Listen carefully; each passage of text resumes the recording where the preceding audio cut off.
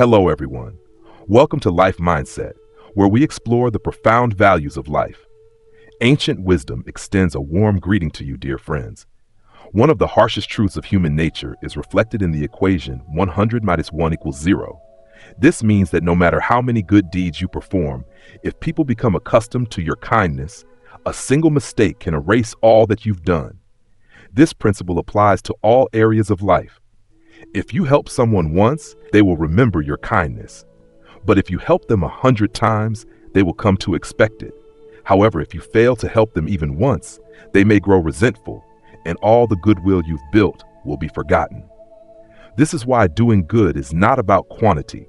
If you perform acts of kindness without intention, others may see you as naive, and your sacrifices may become insignificant. Helping others is not about blindly supporting them. If you offer constant help without boundaries, you will diminish their motivation and make them dependent on you. A small, timely act of assistance can inspire lifelong gratitude. But if you exceed the limits of their struggle, they may become indifferent to hardship or even lose their desire to strive. Society holds stringent standards for those deemed good. If someone rates you a perfect 100 for your goodness, you are expected to be flawless. But the moment you make even the smallest mistake, all your previous efforts are wiped away. This is one of life's cruelest realities.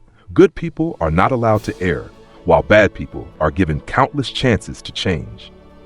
A good person must endure many trials to reach enlightenment, while a bad person only needs to release their sword for a moment to transform. Humans possess three fundamental natures: the animal nature, the human nature, and the divine nature. The animal nature is the inability to think independently. Human nature is the beginning of independent thought. Divine nature is the ability to observe one's own thoughts. These correspond to three stages of life. The first stage, where one cannot think independently and perceives mountains as simply mountains and water as merely water. The second stage, where one starts to think for themselves, question and analyze. Mountains are no longer just mountains, and water is no longer just water. And the third stage, where one transcends the ego, becoming an observer of their own thoughts, meaning mountains remain mountains and water remains water. Those in the first stage are simple, pure, and innocent, but often fall short because they fail to see the truth or are easily swayed. Those in the second stage endure the greatest suffering.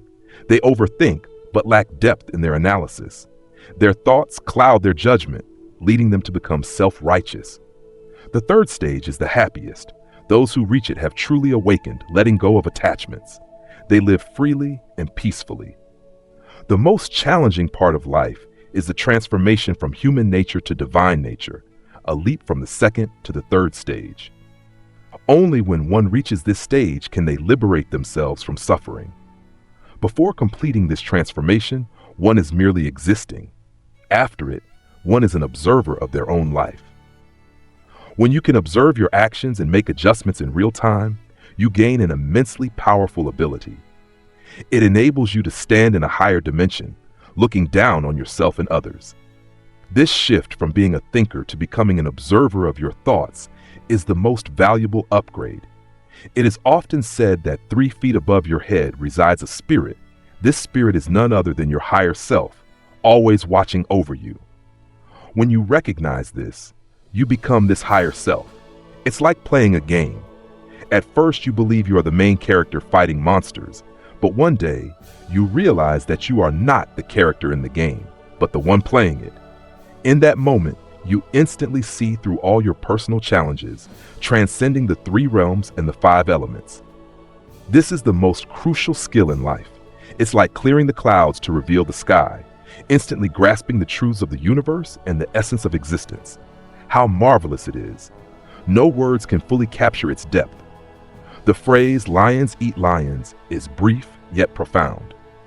Life is a journey of cultivation, and the highest level of cultivation is to embody both the nature of a wolf and that of a Buddha. This means having the compassion of a bodhisattva while possessing the decisiveness of a storm. True masters are flexible on the outside, but unwavering on the inside. They carry Buddha in their hearts, but hold a sword in their hands. They fight in battle with strength, but chant sutras when at peace. They treat others with compassion, but take decisive action when necessary. When dealing with the good, they are kind. When dealing with the bad, they stand firm and unyielding. Only by showing kindness to the good and strength to the bad can one navigate life correctly, avoiding trouble yet not fearing it. This is the highest law of the universe. When your inner strength surpasses that of any man, firm and resolute, disciplined without hesitation, while your exterior is softer than any woman's, tender, refined, and graceful, no one in this world can challenge you. Zen teaches that the most important task is to clear the mind and realize one's true nature. The mind represents compassion, a deep love for all beings, and a passion for the world. Each person holds an innate kind heart and warmth deep within their soul. Realizing one's nature means understanding the essence of human nature, which is both delicate and ruthless. Only by truly comprehending human nature can we act wisely. By seeing through it, we cultivate the wolf nature. When we act, we do so without hesitation. When we make decisions, we are resolute, as cold as the wind sweeping away the fallen leaves.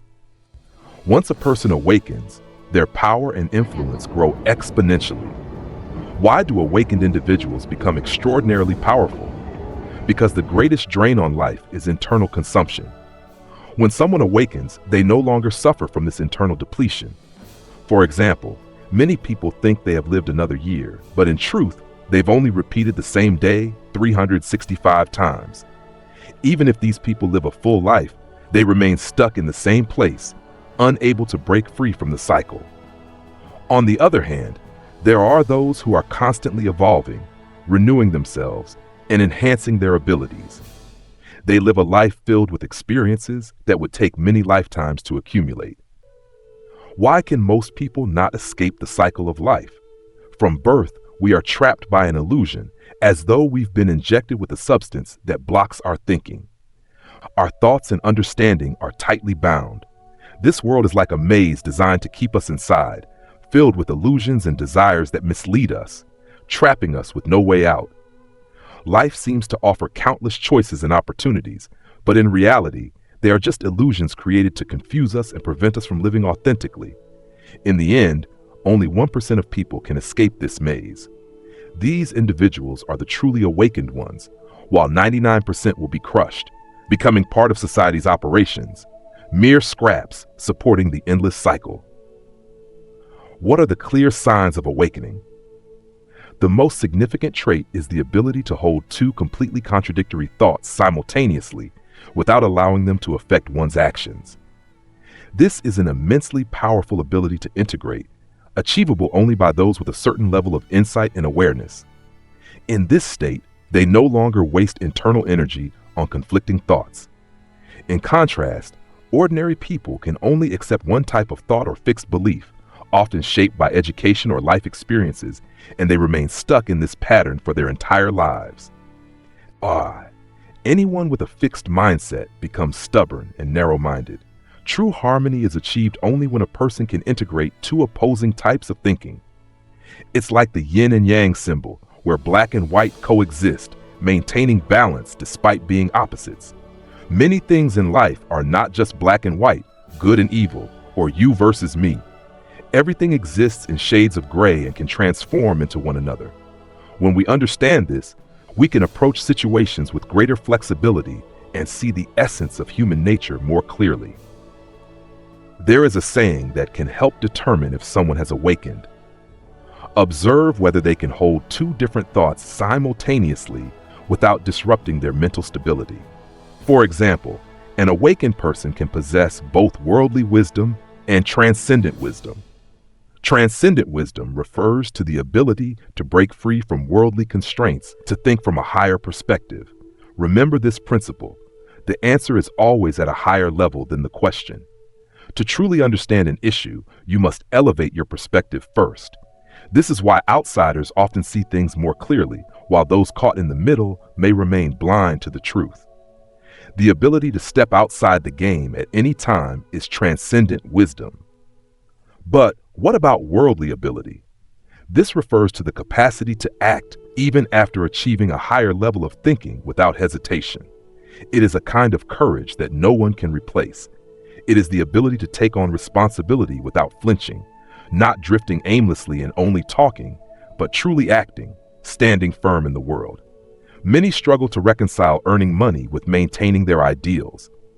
Earning money and ideals are two completely different ways of thinking. One is practical, the other is romantic. This is why many feel that these two concepts are contradictory and cannot coexist.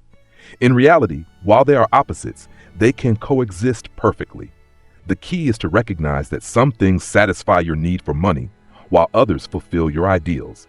Never try to merge both money and ideals into one, as this leads to excessive greed and is a form of avoiding responsibility. Ultimately, it will cause everything to collapse.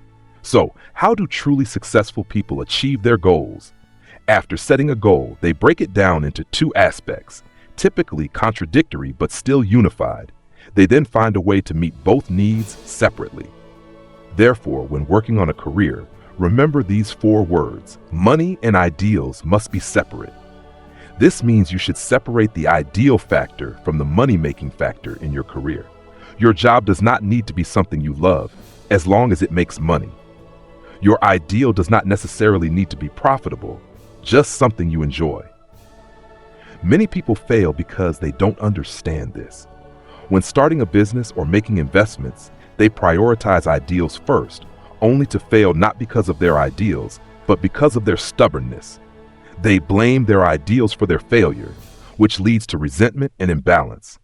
Another example, those who excel in real estate always follow 6 words: investment and residence must be separate.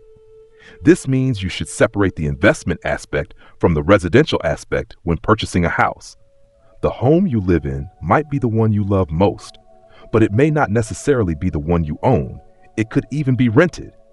The property you buy doesn't have to be your ideal home. It can be a place to rent out.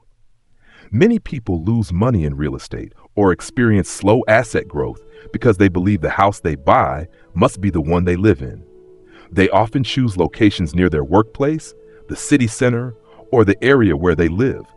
But these places might not offer the best potential for appreciation. Once you separate the investment and residential aspects, this issue becomes easy to resolve. You can purchase property in areas with the highest potential for price appreciation while living in the place you love most. This way, you can fulfill your living needs and ensure that your assets continue to grow in value. A house rarely satisfies both needs at the same time, so the best strategy is to separate them. Give to Caesar what is Caesar's and to God what is God's. This means that a house should serve only one purpose, and this is the most reliable solution. However, humans are inherently greedy. They want one thing or one person to meet multiple needs simultaneously. In reality, this is the greatest attachment of human nature. Because they cannot reconcile two opposing ways of thinking, they try to solve all their needs in life using a singular approach. This is why the most difficult person to find is the one who satisfies both your spiritual and practical needs. Many people go through life and never meet someone like that. Eventually, they can only remain alone, content in their own company. Even if they do find someone, the weight of expectations can overwhelm them because they are trying to fulfill too many needs. This burden is something life cannot bear. Knowing how to separate two aspects of something or someone aligns perfectly with Eastern philosophy, where everything exists in dualities, yin and yang, much like the Tai Chi symbol. One must find the balance and connection between these opposites to truly understand the essence of things. The reason why ordinary people struggle to harmonize two completely opposing ways of thinking is that their vision is limited and their understanding is not profound enough. When they encounter a different perspective, they immediately resist, trying to prove that others are wrong while asserting their own correctness. Life is a journey of cultivation, a path of seeking wisdom, learning to harmonize it when first realized, and adapting to life's changes with flexibility without stubbornly holding on to a single perspective. This is the awakening. Once awakened, everything becomes clear, as if life has been unlocked. This is the principle of dualism and the essence of the world. Only by accepting the coexistence of two contradictory viewpoints and handling both independently can a person find freedom in work, life, and relationships, unburdened. 7012. When Buddha Shakyamuni entered nirvana, he removed the last 5 seals and shed his physical form. His consciousness returned to the absolute universe. Technically, he became a dual being, capable of existing in both the spiritual and physical realms. In reality, each of us carries a divine nature within us. The true human being is the divine within the body. However, when we are born, that divine essence is covered with a thick layer, sealed off. This is why Buddha said everyone can become a Buddha, and Taoism says everyone has divine nature. All religions and philosophies encourage people to return to their original state, to return to their true home. In truth, every person on earth is carrying 5 layers of seals. These seals include the physical body, the intermediate body between life and death, the body of desire, the body of thought, and the body of truth. When we can break these seals, we, like Buddha Shakyamuni, transcend and return to our divine essence. Everything in the world can be revealed, including power and wealth. At that point, wealth will naturally come to you. In fact, money belongs to a very high dimension. Earning money has nothing to do with how hard you work. Earning money is simple and joyful. All you need to do is break the 3 seals and allow your divine nature to shine. Money, like a very high-dimensional realm, follows its own laws.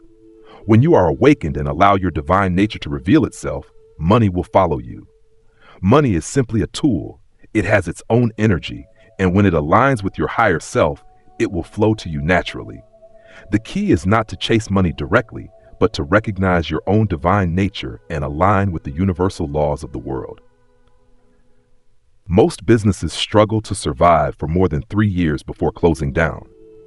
But you will often notice certain businesses in your neighborhood that have been around for over a decade, still thriving and making money. The biggest difference lies in who is running the business and their management strategy. Can language really make money? The core of the issue is internal, whether the person can allow their divine nature to emerge. Some people argue that divine nature is too abstract and distant, especially when we are struggling with financial hardships and have no time or opportunity for spiritual practice. The real issue isn't that these people lack money, but that they are unwilling to improve themselves, to recognize their divine nature, and don't believe that they themselves are divine. How can one elevate themselves to unleash their divine nature? Most people spend their entire lives working hard, trapped in a cycle. The essence of the problem is that they can't break free from the cage of their own thinking. They don't believe in anything beyond what they have already understood. They don't trust the truths of the universe that they haven't encountered, nor do they believe in their own divine nature or the limitless energy within themselves. This is why it's said that most people die at the age of 30, but are buried at 80. After the age of 30, their understanding becomes rigid, and their minds can no longer accept new knowledge. They believe that what they know is right, and are unwilling to trust the truths they haven't experienced, nor do they believe in their divine nature or the hidden potential within them. 22:11. What happens when someone removes the 3 seals? First, they begin to search for the truth.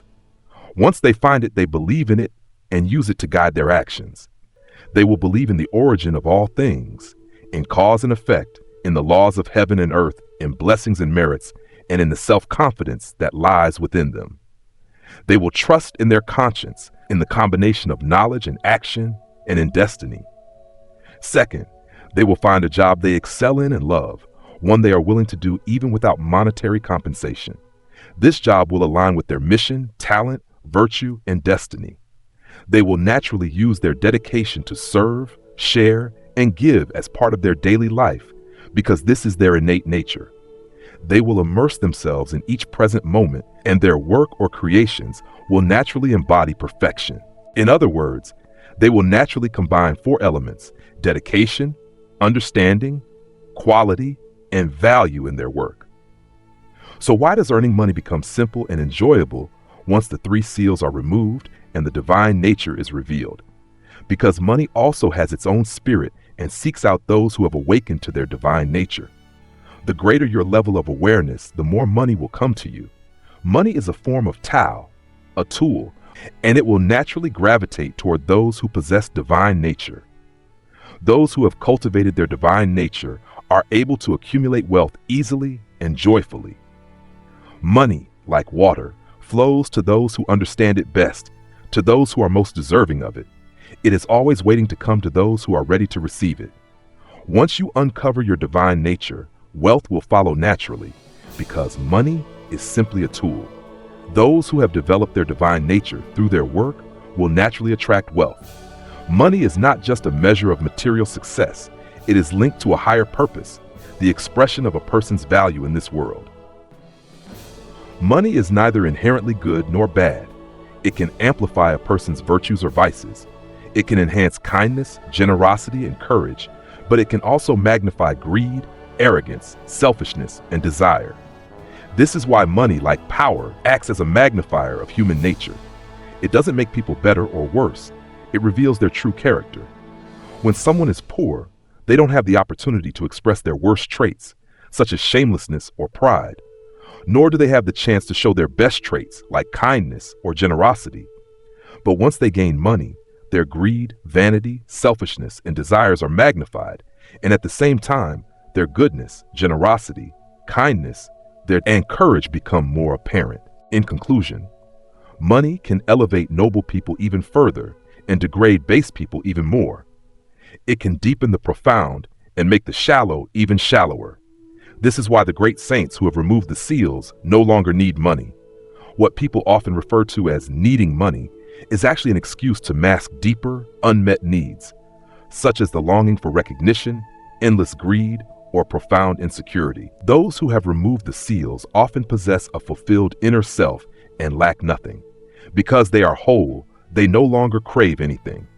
This is the state of non-attachment, where desires are eliminated and one remains steady and balanced. 25:18. Money is merely a tool to help people cross the river, but saints can cross the river with just a thought, or one could say they are already on the other side, so they no longer need to cross. This is why they do not need money. The world often believes that happiness comes from acquiring something, but very few realize that not having anything can also be a form of happiness. No worries, no illness, no anxiety, no fear. The great saints are not noble because they have attained some high status, but because they have reached the state of Tao and divine essence. They embody the Tao, the divine, and money itself, so they no longer require money.